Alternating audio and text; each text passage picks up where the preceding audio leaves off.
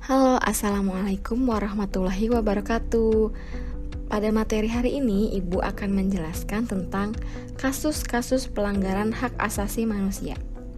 Ya, dalam kehidupan sehari-hari, kalian tentunya sering mendengar dan melihat peristiwa-peristiwa seperti pembunuhan, perampokan yang disertai pembunuhan, penyiksaan, dan sebagainya. Selain itu, mungkin saja kalian pernah melihat seorang pembantu rumah tangga yang dicaci maki oleh majikannya karena melakukan sebuah kesalahan, atau seorang siswa yang dibuli oleh teman-temannya. Jadi semua peristiwa itu merupakan peristiwa pelanggaran hak asasi manusia. Setiap manusia pasti mempunyai hak asasi. Akan tetapi, hak asasi yang dimiliki oleh manusia dibatasi oleh hak asasi manusia lainnya. Dengan demikian, tidak ada seorang pun yang diperbolehkan untuk melanggar hak asasi orang lain.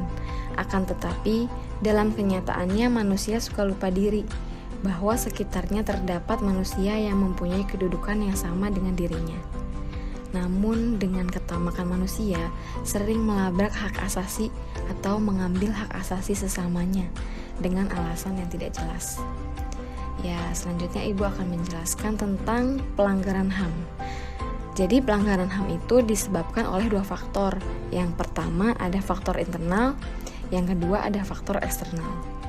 Faktor internal adalah dorongan untuk melakukan pelanggaran HAM yang berasal dari diri pelaku pelanggar HAM. Di antaranya yang pertama, sikap egois atau mementingkan diri sendiri. Kedua, rendahnya kesadaran HAM. Yang ketiga, sikap tidak toleran. Selanjutnya, faktor eksternal. Faktor eksternal ini faktor-faktor dari diri luar manusia yang mendorong seseorang atau sekelompok orang melakukan pelanggaran HAM. Di antaranya sebagai berikut. Contohnya, penyalahgunaan kekuasaan, ketidaktegasan aparat penegak hukum, dan penyalahgunaan teknologi. Bahkan kesenjangan sosial ekonomi yang tinggi juga jadi penyebab faktor tersebut. Faktor-faktor pelanggaran HAM yang Ibu jelaskan itu hanya sebagian kecil. Tentu saja masih banyak faktor lain yang menjadi pemicu timbulnya pelanggaran HAM. Oleh karena itu, coba kalian cari faktor-faktor lainnya yang menyebabkan timbulnya pelanggaran HAM dengan membaca dari berbagai macam sumber seperti buku, surat kabar, majalah, atau internet. Ya, Ibu akan menjelaskan tentang kasus pelanggaran HAM di Indonesia. Di Indonesia, meskipun pemerintah telah mengeluarkan peraturan perundang-undangan mengenai HAM, namun pelanggaran HAM tetap selalu ada, baik yang dilakukan oleh pemerintah maupun masyarakat itu sendiri. Jadi pelanggaran-pelanggaran tersebut merupakan cerminan telah terjadi kelalaian atas pelaksanaan kewajiban hak asasi manusia. Padahal sudah sangat jelas bahwa setiap hak asasi itu disertai dengan kewajiban asasi, yaitu kewajiban untuk menghormati hak asasi orang lain dan kewajiban untuk patuh pada peraturan perundang-undangan yang berlaku.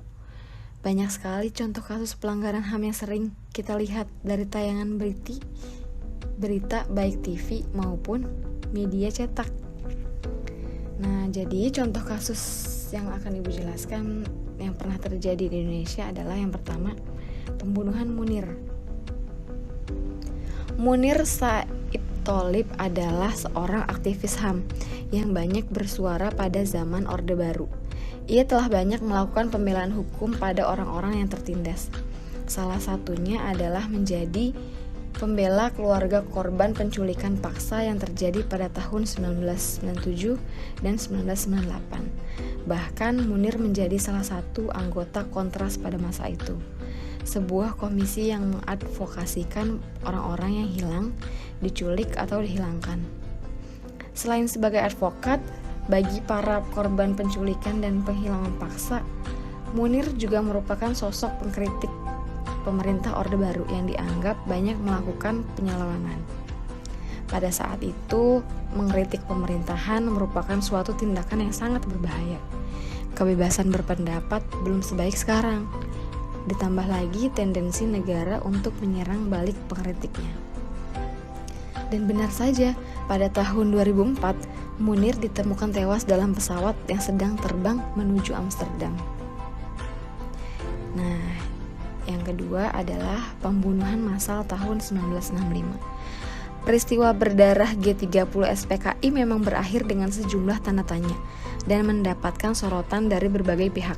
Pada tahun 2012, penyelidikan yang dilakukan oleh Komnas HAM ternyata menemukan pelanggaran HAM yang cukup berat seusai peristiwa tersebut, yaitu korban dari peristiwa ini adalah anggota PKI serta beberapa organisasi masyarakat lain yang satu jalan dengan mereka.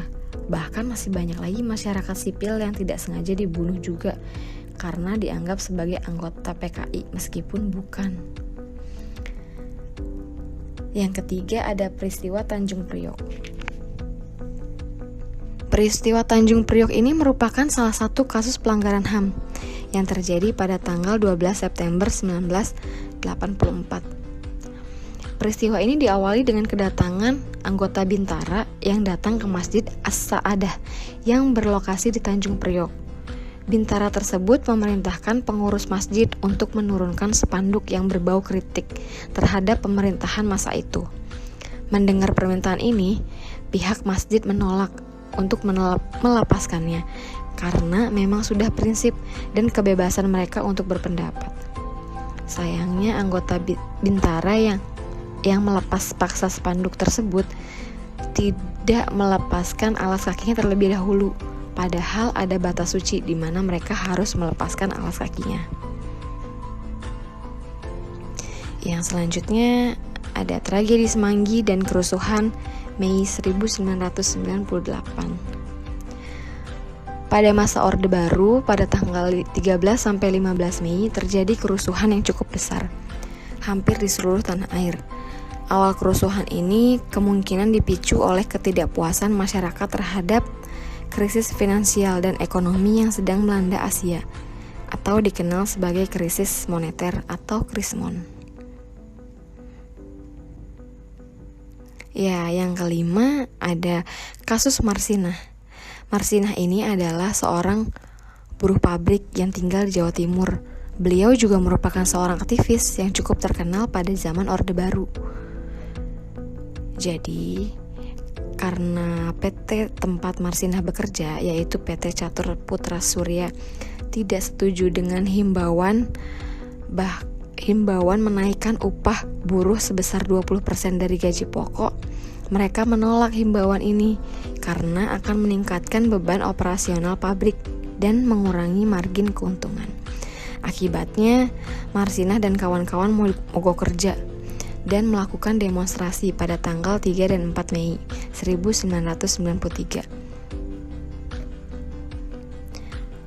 Pada tanggal 5 Mei siang harinya, 13 teman Marsinah ditangkap di Kodim Sidoarjo karena tuduhan menghasut para buruh agar tidak masuk kerja dan mengadakan rapat gelap. Setelah itu, malamnya Marsinah menghilang tanpa kabar. Teman-temannya bahkan tidak ada yang tahu keberadaannya. Lalu, Marsinah ditemukan pada tanggal 8 Mei 1993 dengan keadaan sudah meninggal. Ya, yang keenam ada pelanggaran HAM di Aceh. Pada tahun 1990 hingga 1998 terjadi kerusuhan pada pemberontakan rakyat Aceh. Salah satu penyebabnya adalah karena mereka tidak puas dengan pemerintahan saat itu, sehingga lebih baik untuk memisahkan diri. Banyak warga Aceh yang meninggal akibat operasi yang berlangsung selama 8 tahun ini. Menurut catatan, ada sekitar 9.000 hingga 12.000 korban jiwa yang jatuh. Ya, yang ketujuh ada tragedi Wamena. Tragedi Wamena ini sebuah tragedi pelanggaran HAM yang pernah terjadi di Papua, yang sering disebut dengan tragedi Wamena. Tragedi Wamena ini muncul ke permukaan lagi dan santer diberitakan setelah tragedi mahasiswa Papua yang didiskriminasi oleh polisi-polisi baru-baru ini. Oleh karena itu, pemerintah juga dan lembaga-lembaga HAM kembali disorot untuk menyelesaikan kasus ini. Yang kedelapan ada peristiwa Talang Sari di Lampung. Ya, selanjutnya Peristiwa Talang Sari di Lampung.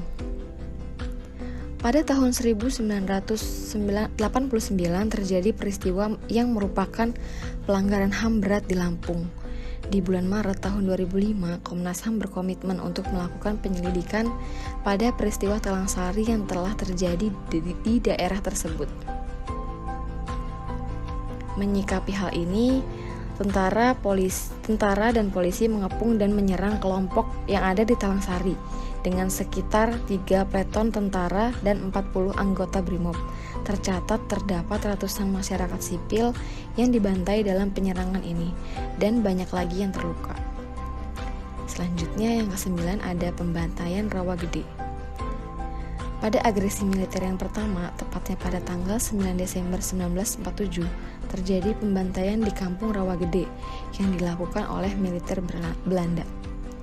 Pembantaian ini terjadi karena banyak masyarakat sipil yang mengungsi ke Rawagede ketika Belanda menyerang Bekasi dan Karawang. Belanda menduga bahwa dari masyarakat sipil yang mengungsi tersebut terdapat unsur-unsur tentara yang membaur dengan masyarakat. Oleh karena itu, militer Belanda tanpa pikir panjang langsung menyisir dan mengamankan masyarakat yang mengungsi ke Rawagede. Dalam pengamanan dan penyisiran ini, banyak masyarakat yang dibunuh tanpa alasan yang jelas. Pembantaian Rawagede ini menewaskan sekitar 431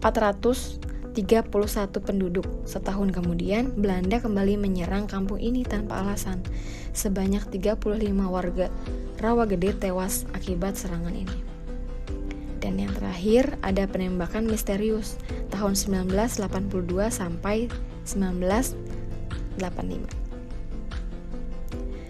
Petrus atau yang lebih sering dikenal dengan penembakan misterius merupakan serangkaian pembunuhan yang dilakukan pada masa pemerintahan Presiden Soeharto.